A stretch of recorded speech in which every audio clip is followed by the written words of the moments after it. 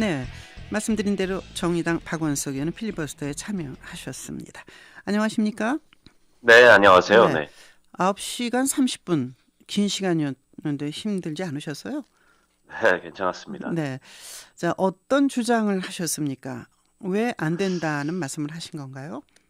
우선 몇 가지로 나눠서 말씀을 드리고 싶은데요. 네네, 일단은 이 법을 지금 시점에 굳이 국회의장이 직권상정을 하셨어야 되는가에 네, 대해서 저희는 심각한 이견이 있습니다. 네, 헌법상의 직권상정의 요건을 보면 네, 천재지변이거나 혹은 전시에 준하는 네네, 그런 국가 비상사태에서 이 여야의 협의에 따라서 네네, 국회의장이 직권상정을 할 수 있는데요.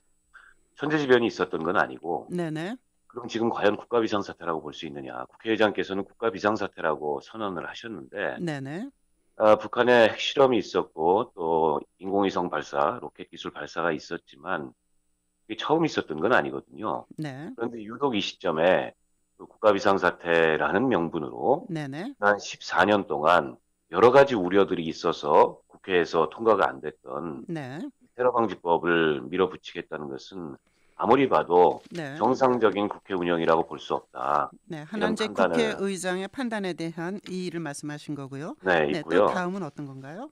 그리고 테러방지법이라는 게 14년 동안 국회에 묶여 있었던 이유가 있습니다. 네, 이거는 테러를 막는다는 추상적인 목적으로 이 법을 도입하기에는 너무나 많은 위험성을 안고 있다는 것이죠. 네, 가장 큰 우려는 이 법이 우리 국민들의 자유와 인권을 위축시켜서 네, 민주주의를 제약하거나 후퇴시킬 수 있는 그런 우려가 있다는 겁니다. 예, 가장 대표적으로 우리 헌법이 정하고 있는 영장주의의 예외를 너무 폭넓게 인정을 하고 있습니다. 네, 예를 들어서 테러의 우려가 있다면은 네, 네. 무제한적인 감청을 할 수 있도록 법이 열어두고 있습니다. 그러니까 아무 뿐만 국민이나 아니라 하는 건 그 아니다라고 테러 김영남 의원은 말하고 테러 있습니다. 용의자라고 지목이 되면 할 수 있습니다. 예, 근데 예, 테러 용의자를 어떤 기준으로, 어떤 경우에, 네, 어떤 사람들에 대해서 지목하는지가 법에 나와 있지가 않습니다. 네, 네, 그건 결국에는 국가정보원이 다 판단을 한다는 거죠. 예, 그러면 이거는 정치적으로 악용될 소지가 너무 네, 크다라는 게 저희 반대고 우려고요. 네, 또 한 가지는 이 테러 용의자에 대해서는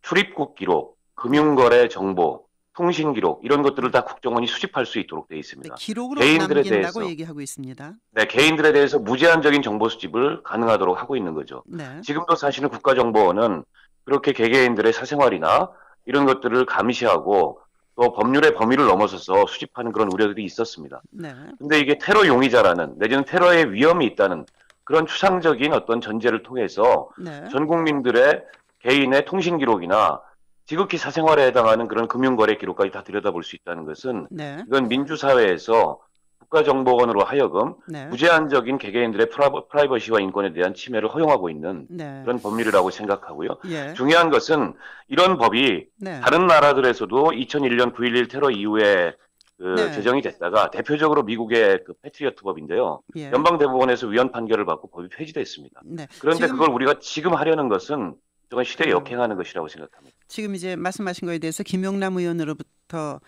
들은 답변을 제가 대신 질문을 하겠습니다. 네. 좀 전에 말씀하신 거는 이제 북한이나 IS나 이런 국제적인 테러 단체로 된 곳하고 연계가 돼 있을 경우에 북한은 유엔이 네, 정한 테러 단체로 등록돼 있지 않습니다. 아니, 북한은 유엔에 네, 등재된 국가고요. 네, 그리고 북한의 무력 도발은 그건 전시 상태지 그건 테러가 아닙니다. 이 법으로 막을 수 있는 게 아니에요. 그래요. 그럼 북한의 그 핵과 이번에 그 로켓 발사나 이런 것이 우리에게 위협이 된다고 생각하지는 않으시나요? 아니 그게 당연히 위협이죠. 근데 예, 이 법과 무슨 상관이 있냐는 겁니다. 네, 북한의 그런 도발은 네, 우리 군과 그다음에 기존에 갖고 있는 대한민국의 헌법과 법률과 네, 그리고 전시 상태의 지침과 이런 걸 통해서 다 막을 수가 있어요. 다, 북한의 도발이라는 것을 빌미로 네.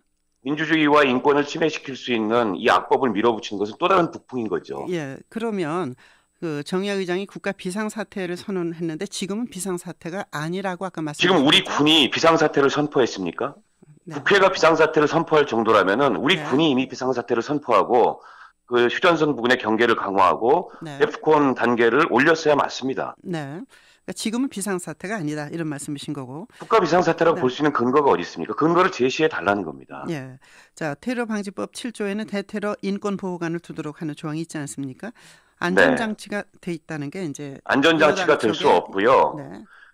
국가정보원이 지난 대선 때 댓글 조작을 통해서 대선에 개입했습니다. 네. 그런데 국회에는 정보위원회도 있고 그리고 우리 헌법과 법률을 관할하는 여러 기관들이 있음에도 불구하고 네. 법에 의해서 금지되어 있는 국내 정치의 개입을 공공연히 했습니다. 네. 그런데도 막지 못했습니다. 그런데 인권보호관 한 명이 네. 이 법이 갖고 있는 우려를 감시하고 차단할 수 있다는 것은 넌센스입니다. 네. 자, 필리버스터의 그 내용이 지금 말씀하신 대테러법의 문제점에서만 국한해서 발언하셨나요? 그렇지 않은 분도 계시다는 얘기를 들었습니다만.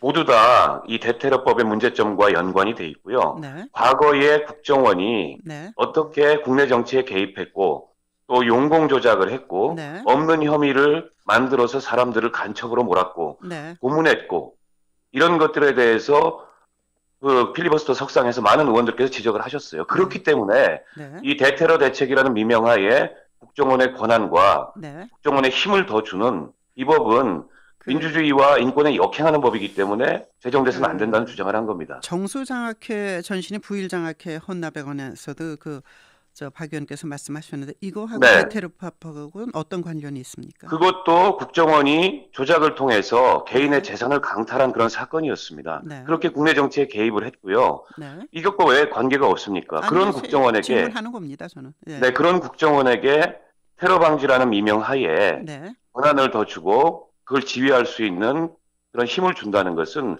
또 다르게 국정원이 국내 정치에 개입할 수 있는 그런 여지를 준다는 측면에서 반대 토론에서 제가 그 사례를 들었던 거고 네네. 중요한 것은 그 보고서를 낸 곳이 네. 2007년에 국정원 스스로 만들었던 국정원 과거사 규명 진실위원회에서 낸 보고서를 인용한 겁니다. 2006년 8월에 그 경향신문에는 노무현 대통령이 국정원 중심의 그 테러 방지법이 필요하다 이렇게 얘기를 했는데요. 네. 그건 어떻게 생각하십니까? 잘못된 거죠. 2001년부터 김대중 정부 시절부터 네. 그 9.11 테러 이후에 이 법을 제정하기 위해서 네. 국정원에서 계속 이 법을 밀어붙였고 역대 정부들 참여정부나 혹은 김대중 네. 정부도 이 법 제정을 추진했습니다만 네. 네. 그 당시에 아니 제 질문은 노무현 대통령의 국정원 중심의 테러 방지법이 필요하다. 경향신문에 8월 18일자로 났거든요. 잘못된 인식이라고 제가 말씀드렸지 않습니까? 노무현 대통령의 잘못된 인식이다. 그럼 하지만 동시에 노무현 대통령이나 김대중 전 대통령은 네. 국정원의 과거사를 극복하고 국정원을 개혁하기 위해서 노력했던 부분도 있습니다. 이 법에 대해서는 잘못된 판단을 하고 있었습니다. 자, 20초 남았는데 그러면 대테러법은 필요 없다 이렇게 생각하십니까? 저는 그런 우려들이 제거된 독소 조항들이 제거된 테러 방지법이라면 야당도 수용할 수 있다고 생각합니다. 알겠습니다. 하지만 그 전에 먼저 점검돼야 될 것은 네. 우리 테러 대책들이 안고 있는 문제점. 우리 테러 대책이 없는 게 아닙니다. 알겠습니다. 국가 테러 대책 회의도 네. 있고 이 문제점이 뭔가를 보완하는 게 우선이라고 생각합니다. 네, 고맙습니다. 두 분 똑같이 8분씩 드리느냐고 제가 빨리 끊어야 되겠습니다. 오늘 말씀 네. 잘 들었습니다. 네, 정의당의 고맙습니다. 박원석 의원이었습니다. 이렇게 현격한 입장 차이를 보이고 있네요. 새누리당의 김용남 의원은 이건 뭐 공포 마케팅을 하고 있다. 선거를 앞두고 선거에 유리하기 위해서 하는 거 아니냐. 그런 얘기를 중심으로 했고요. 지금 이 비상사태에 정보 수집을 못한다면 어떻게 할 것인가. 뭐 이런 얘기고요. 정의당의 박원석 의원 여러분께서 들으신 대로 국가 비상사태로 본 정의화 의장의 판단에 문제가 있는 듯하다. 그 민주주의를 제약할 것이다. 그리고 뭐 통신이나 금융 이런 것을 다 들여다본다는 것은 인권 침해적 요소가 크다. 이런 말씀으로 요약하겠습니다. 여러분이 판단하시기를 바랍니다. 제가 이렇게밖에 말씀을 못 드리겠습니다. 7시 52분입니다.